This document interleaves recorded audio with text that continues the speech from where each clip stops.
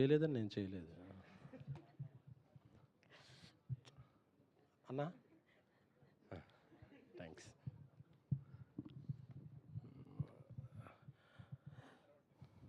చిన్నప్పుడు మనం సినిమాలంటే చిన్నప్పుడు చిన్నారి చేతన, బాలభారతం, లిటిల్ సోల్జర్స్ అలాంటి సినిమాలు. ఆ తర్వాత ఎందుకో ఒక ప్రపంచాన్ని సృష్టించటం, ప్రపంచాన్ని రక్షించటం దిశగా చిత్ర పరిశ్రమ వెళ్ళిపోయిన టైంలో ఇటువంటి జోనర్ సినిమాలు రావటం తగ్గిపోయింది. But I'm so happy there is మళ్ళీ ఒక అటెంప్ట్ చాలా ఒక ప్లెజెంట్గా పిల్లలు అందరితో కలిపి ఒక సినిమా. ఎందుకంటే పెద్దల కోసం సినిమా చూస్తే పిల్లలు వస్తారో తెలియదు, కానీ పిల్లల కోసం సినిమా చేస్తే అది పెద్దలు చచ్చినట్టు రావాల్సిందే.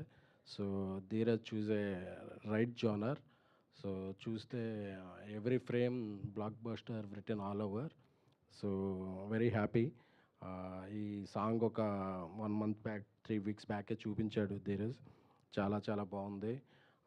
అనురాగ్ కులకర్ణి గారు చాలా బాగా పాడారు. ఆయన పాటలన్నీ ఎప్పుడు వింటుంటాను. అలాగే లిటిల్ హార్ట్స్ నుంచి శ్రీజిత్ గారి మ్యూజిక్ అంటే నాకు చాలా లైకింగ్ ఏర్పడింది. ఆయన ఈ సినిమాకి చేస్తున్నారని ధీరజ్ చెప్పినప్పుడు ఒక ఎక్స్పెక్టేషన్ ఏర్పడింది. ఆ ఎక్స్పెక్టేషన్ని మించి పాట ఉంది. సో మిగతా పాటలు కూడా అలాగే ఉంటాయని కోరుకుంటున్నాను. 90s సిరీస్ నుంచి మిగతా యూట్యూబ్ నుంచి చూస్తుంటే రోహన్ యాక్టింగ్ చాలా చాలా నచ్చుద్ది. చాలా లైవ్లీగా ప్రతి సీను ప్రోగ్రెస్ కార్డ్ పట్టుకున్నప్పుడు శివాజీ గారితో ఉండే సీన్ అయితే నేను అసలు ఎన్నిసార్లు చూసానో నాకు లెక్కలేదు. సో రోహన్కి మంచి ఫ్యూచర్ ఉంటుందని అనుకుంటున్నాను. అలాగే మనశంకర ప్రసాద్లో పాప ఖుషి చాలా బాగా చేసింది. సో ఆ అమ్మాయి వీళ్ళిద్దరి కూడా ఒక మంచి భవిష్యత్తు ఈ సినిమాతో ఉండాలని కోరుకుంటున్నాను. అలాగే నూతన్ డైరెక్టర్ శ్రీకర్ గారు లాస్ట్ ఆఫీస్లో కలిసేవాళ్ళు ధీరజ్ ఆఫీస్లో. సో ఒక మంచి సబ్జెక్ట్ని తీసుకుని ఈ సినిమాని చేశారు. సో ఈ సినిమాలో ఇంకా చాలామంది రాజీవ్ కనకల్ గారు, జయసుధ గారు చాలామంది మంచి ఆర్టిస్టులు ఉన్నారు. అంటే ధీరజ్ ఒకటి చెప్పాలి, మనం తీసే సినిమాలంటే ఎవరో ఇండస్ట్రీలో చుట్టేస్తాం 2-3 కోట్లలో తీస్తాం అనుకోరండి. మనం ఎన్ని రోజులు తీస్తామో ఎంత బడ్జెట్లో అవుతాయో అందరికీ తెలుసు. సో ఎప్పుడు అలాంటివి అనుకోవద్దు. But I'm very happy for Dheeraj. Content oriented film, ఒక అంబాజీపేట ఒక type of film, girl friend ఒక టైప్ ఆఫ్ ఫిల్మ్, వాటిల్లో బిజీగా ఉంటూ కూడా డీజే టిల్లు అయితే ఏంటి, బేబీ ఏంటి, చెన్నై లవ్ స్టోరీ అయితే ఏంటి, చాలా సినిమాల్లో ఆయన పార్ట్నర్గా ఉంటూ అన్నిటికీ చాలా ప్రతిదానికి ఒక టైం పీరియడ్ పెట్టుకుని పనిచేస్తారు. సో ధీరజ్కి మంచి సక్సెస్ రావాలి. అలాగే ఈ ఈ సినిమా ద్వారా ఇంకొక నిర్మాతగా పరిచయం అవుతున్న గిరికి మంచి సక్సెస్. అలాగే ఈ సినిమా ప్రజెంటర్ మై సిస్టర్ శ్రావణి, తనకు కూడా ఫస్ట్ ఫిల్మే ఒక మంచి సక్సెస్ రావాలని కోరుకుంటున్నాను.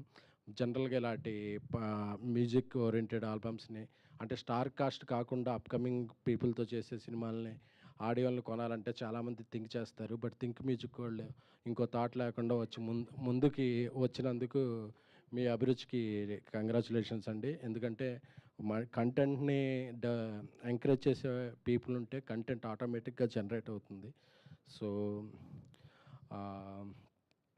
ఆ విధంగా కూడా ఇదవుతున్నాం. బట్ ఒక ఆఫ్టర్నూన్ అయినా మీడియా మిత్రులందరూ లంచ్ కూడా కొంచెం స్కిప్ చేసి అందరూ ఇక్కడే కూర్చున్నారంటే ఒక మంచి సినిమాని ఎలా ఎంకరేజ్ చేస్తారో అర్థమవుతుంది.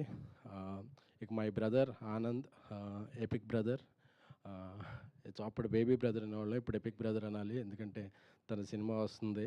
సో తన సినిమా ఎపిక్ కూడా బేబీని మించి సక్సెస్ అయ్యి మంచి విజయం సాధించాలని కోరుకున్నాను. ఎందుకంటే ఆనంద్తో ఏంటి, విజయ్తో ఏంటి, రష్మిక గారితో, ఆ ఫ్యామిలీతో నాకున్న రిలేషన్ అటువంటిది. సో ఆ ఫ్యామిలీలో ఏ సినిమా అయినా నా సినిమాలు ఆడితే, నా సినిమా వాళ్ళ సినిమాలు ఆడితే. సో ఎపిక్ కూడా మంచి విజయం సాధించాలని, ఆయన షూటింగ్లో ఉన్నప్పటికీ ఇక్కడికి వచ్చి ధీరజ్కి ఎంకరేజ్ చేస్తున్నందుకు థ్యాంక్ యూ. ఇకపోతే ఇక్కడ అందరూ పిల్లలు ఉన్నారు కాబట్టి కొద్దిగా వాళ్ళు ఉపయోగపడే మాటలు మాట్లాడుకుందాం అండి. క్రష్ అంటే ఒక పర్సన్ కాదండి. ఒక క్రష్ని ఎవరైనా పర్సన్గా పెట్టుకుంటే ఆ పర్సన్నే దక్కించుకోగలం. బట్ కెరీరే మన క్రష్ అనుకుంటే కెరీర్ దక్కిన రోజు ఏ క్రష్ అయినా మనం వెంట రావాల్సిందే. సో పిల్లలు అది గుర్తుపెట్టుకోండి నాన్న.